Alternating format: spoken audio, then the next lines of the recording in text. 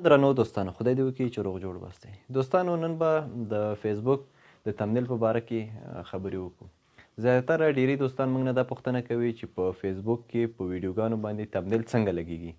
ډیری دوستان په واتساپ میسنجر کې میسجونه کوي چې دغه څنګه کیږي، موږ ته چل وښیه. نو موږ هر یو ته جواب نشو ورکولی. په دغه ویډیو کې به مکمله طریقه ورته وښیو. ویډیو مه سکیپ کوئ او ویډیو هم که خوښه شوه د نورو دوستانو سره هم در سره شیر کړئ. راځئ چې ویډیو شروع کړو.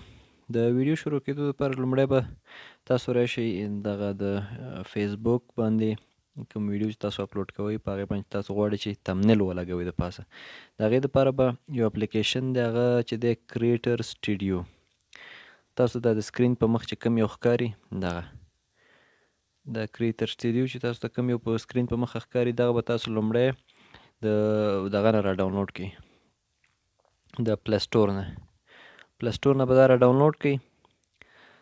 کله چې دیز نه را ډاونلوډ کړه بیا به تاسو راشئ کریټر سټوډیو به اوپن کړئ. یا څو انفارمیشن په اول کې راځي هغه به ورته الاو کړئ. مزدم چې کله دیز نه اوپن کړه په څومره وخت کې یعنې ټول هغه کوم انفارمیشن چې دي، کوم معلومات چې دي، هغه ټول تاسو ته په دې کې راځي. هم تمنیل لګولی شي، هم نور معلومات ټول ایډیټ هر څه کولی شي په دې ځای کې. ښه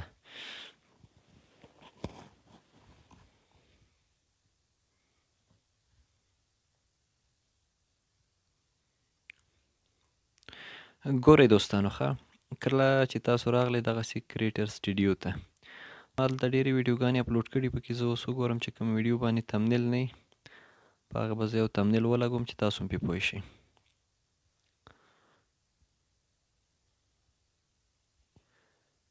خو مثلا زه دغه ویډیو ما اپلوډ کړې ده، زه غواړم په دې باندې تمنیل ولګوم. د دې دپاره به تاسو په دې ښي طرف کې دا کوم 3 ډاټ چې درته ښکاري ده،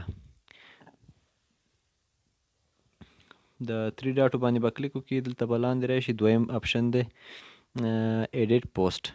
په ایډیټ پوسټ به کلیک وکړئ.